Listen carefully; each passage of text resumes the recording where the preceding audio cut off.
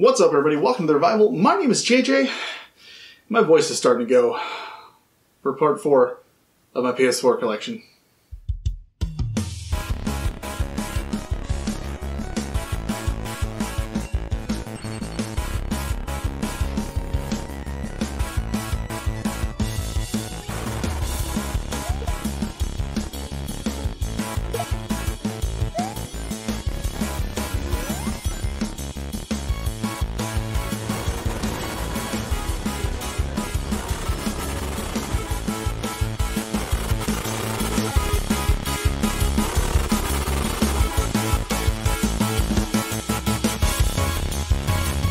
Alright, we'll just jump into it. So keep in mind, none of this includes my digital stuff. Like, I don't really talk about my digital games, but I got quite a few of those too, and man.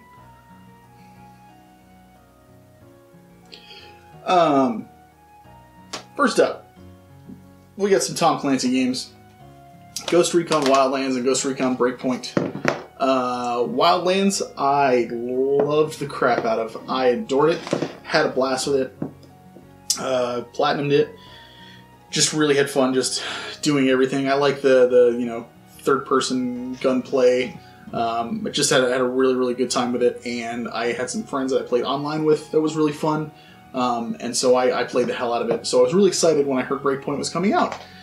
And I played Breakpoint, and it was okay. I don't think it's as good as Wildlands, and at the time, I don't know if they're out yet. I know they were working on it. If they are, then I will probably go back to it, but when I played it, they did not have AI teammates. And in the first one, they had AI squad mates, which made solo play a lot easier, and you could, use them to direct attacks and coordinate flanks and that kind of thing. And in this, you can't do that, unfortunately, which is really frustrating, or you couldn't. But I guess there was a lot of backlash, and so they said they were going to be adding that at some point. So I'll have to look and see if they did, because if they did, then I definitely want to give this one another shot. Because I really liked the exploration and just this big wide open map that you're doing missions on. You're flying in helicopters and parachuting down and that kind of thing. So really enjoy those. And in that kind of same vein, you have The Division 1 and 2. The Division, I played a lot of. Got to the end, finished the story. Didn't do a ton of the PvP just because it wasn't for me. But I did a lot of the other stuff. Expansions I didn't really get super into either. Just, again, didn't really care to go past the base game. But when I had a group to play with in the beginning, another one where, if you've got a group, it's a lot of fun. I really enjoyed playing it with people and just doing the missions and stuff. But it's very repetitive, and Division 2 honestly is very similar to the first one, just a different environment. So it's more of the same. The only difference is I didn't have people to play with on the Division 2. So while I did finish the story and got through it, I didn't have as much fun as I did with this one, just because of that, because it was all a solo experience. Both really great games, but just felt more attached to the first one because the people I played with made it a lot more fun.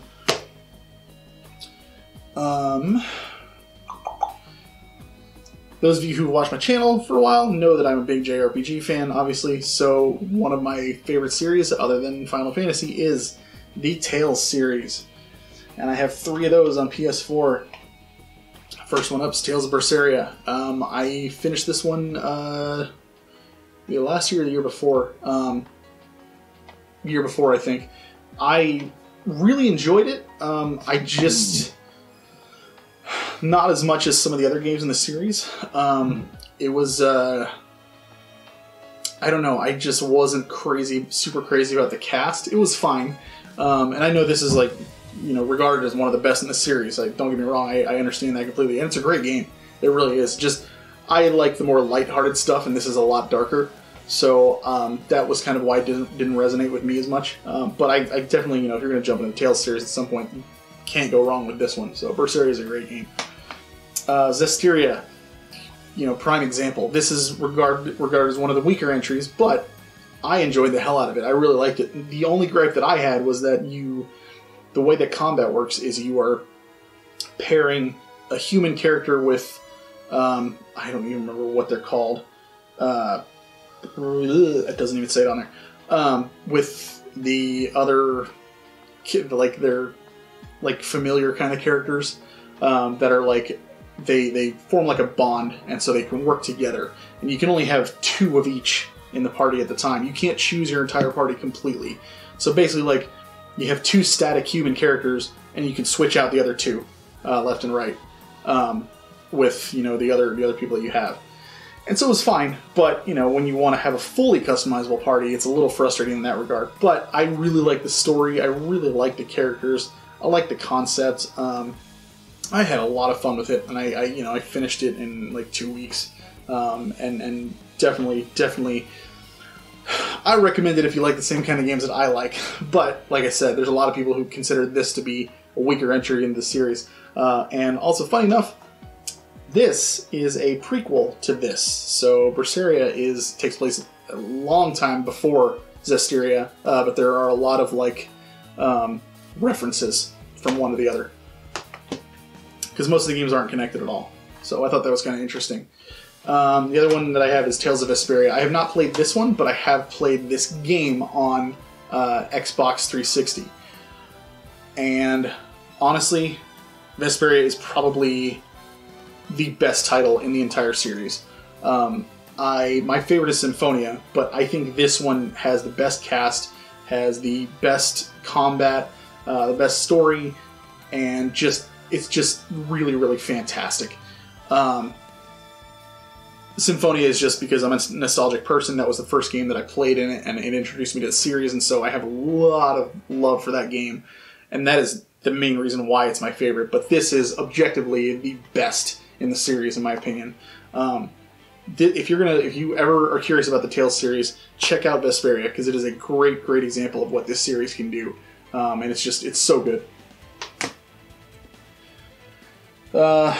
Next is it's a couple of expansions for Final Fantasy XIV. I actually have these collector's editions. These are some of the ones I was talking about in an earlier video where I wasn't going to bring the boxes down. I guess I just never put these back in the collector's boxes. But I got Stormblood and Heavensward. I got 14 on my PlayStation 4 because I wanted to play casually on other servers, where I could just make my own character, no pressure, just go through the story at my own leisure and stuff like that. I can do that, on the PC and everything like that. And honestly, playing on the PC is a lot easier, especially if you're healing or tanking, because I just have a lot more control personally with the keyboard and mouse. But for damage dealing, and if I just want to kick back and just kind of have a really laid back experience, I love sitting on my couch and playing an MMO like that on my big screen. It's a blast. So that's why I picked those up on there. Final Fantasy XIV is so good. I still play it on Leviathan server. If anybody else plays it, just saying. Speaking of Final Fantasy, FF7 Remake. Yeah, I did a video talking about this, and I love it. I loved the remake. It was really, really good. Had a few gripes, mainly regarding the story and how they added a few things. It wasn't a true remake, but it's more of a sequel. I really, really still enjoyed my time with it, and I cannot wait for the next episode to see what they do. Yeah, I have a lot of thoughts on that, and it would take way too long to throw them all in here. But Final Fantasy VII Remake is a fantastic game that I would recommend to anybody, quite frankly. Dragon Ball Fighter. I still don't know if it's pronounced FighterZ or FighterZ. And they were just trying to be clever with the Z on there. So I don't know. This is a really cool fighting game. Really flashy, really fun to look at. I didn't play it much because I'm not super great at fighting games, and I really don't get into them super heavy. But man, this is a lot of fun to watch, and if you like Dragon Ball, you're gonna love just seeing this and seeing the characters. So that's kind of where I was coming from. I just really enjoyed my time with it. I just didn't play it very much. I'd like to pop it in at some point and play a little bit more. Next one I did have a lot of fun with, and that's Dragon Ball Z Kakarot. This is pretty close to my dream Dragon Ball Z game. Just an adventure where you're going through the story and exploring the world and doing simple tasks while fighting, gaining experience, leveling up, having other characters come and join you, and that kind of thing. I've always wanted like a turn-based old school game, which is why I like Attack of the Saiyans on 3DS so much, or on DS? DS. But this is a really, really fun game. I platinumed it as well, and if you're a Dragon Ball Z fan at all, this is great for you. If you're not a Dragon Ball Z fan, you probably can skip it. It's not a huge deal if you miss out on it, but for Dragon Ball Z fans, definitely recommend it. Chronos Battle Worlds. Saw it online. It was really cheap, so I picked it up because it looked like a fun little RTS. Man, I couldn't even get past the first map. This game absolutely demolished my face. It's so damn hard. I couldn't figure out what the hell to do or how to I knew how to play it, but I get absolutely my ass kicked just even in the first level. It was just absolutely crazy. I still think the aesthetics and the map design and the game looks really cool, but man, it was way too hard for me to get anywhere with. So, yeah, what are you gonna do? Next is a game I just saw cheap, and haven't done anything with it, but I just thought it looked so goofy and cutesy. That is Penguin Wars, and it's literally just, I haven't played it yet, but it's got penguins and weird little stuffed animals on it, and I really don't have any reason as to why I picked this up, quite frankly. I just did.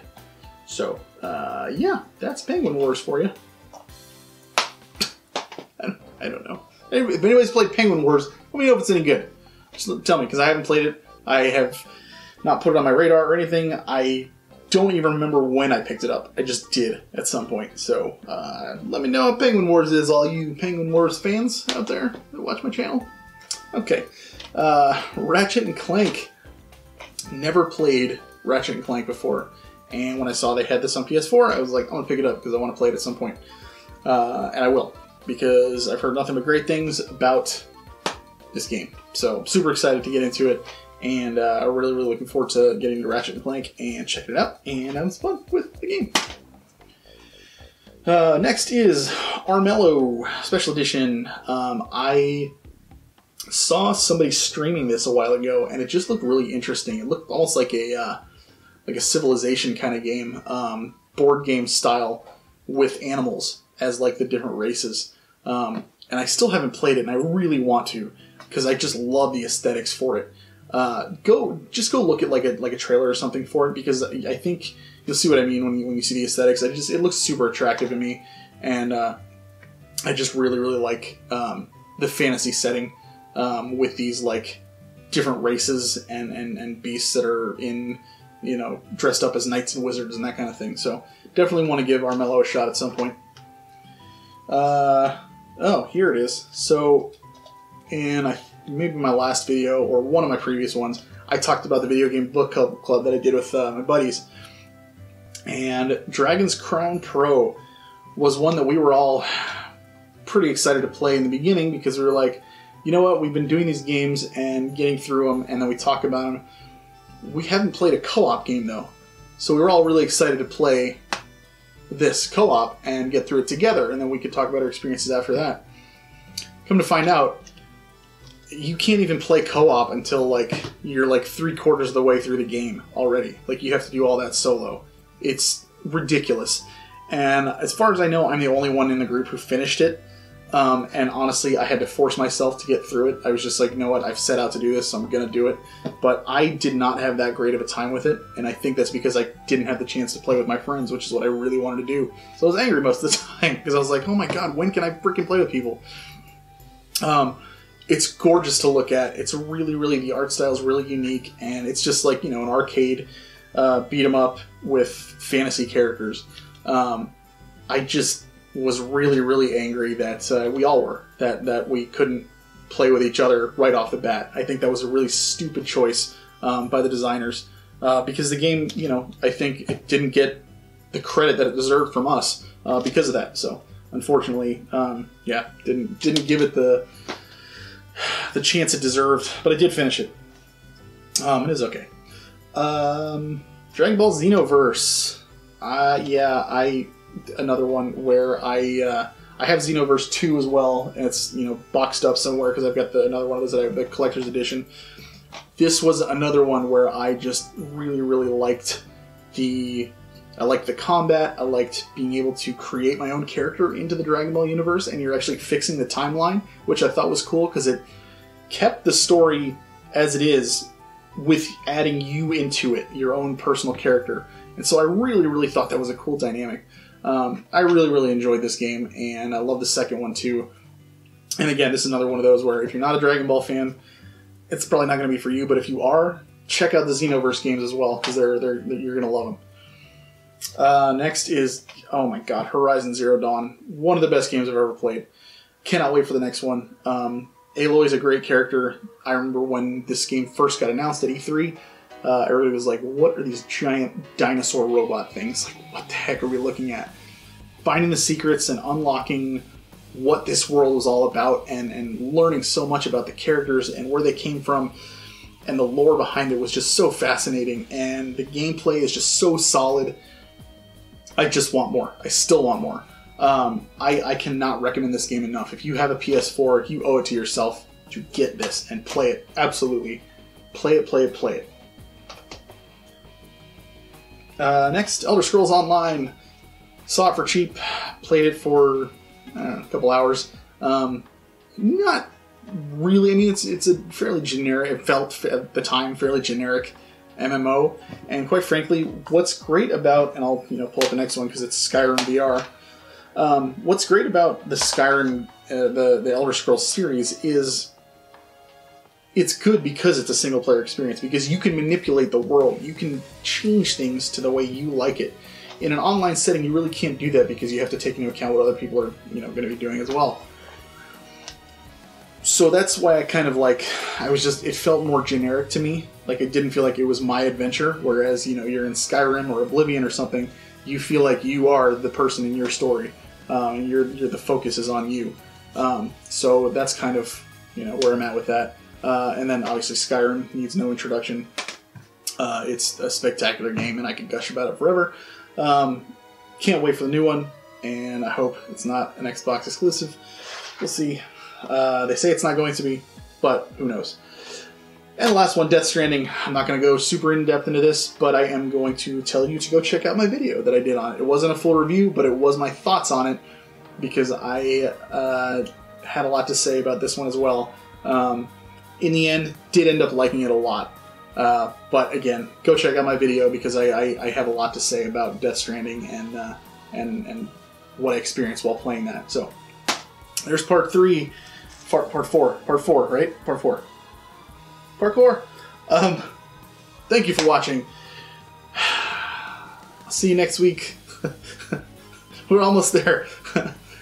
Like, comment, subscribe, all that fun stuff. I appreciate you watching. And as always, keep on gaming.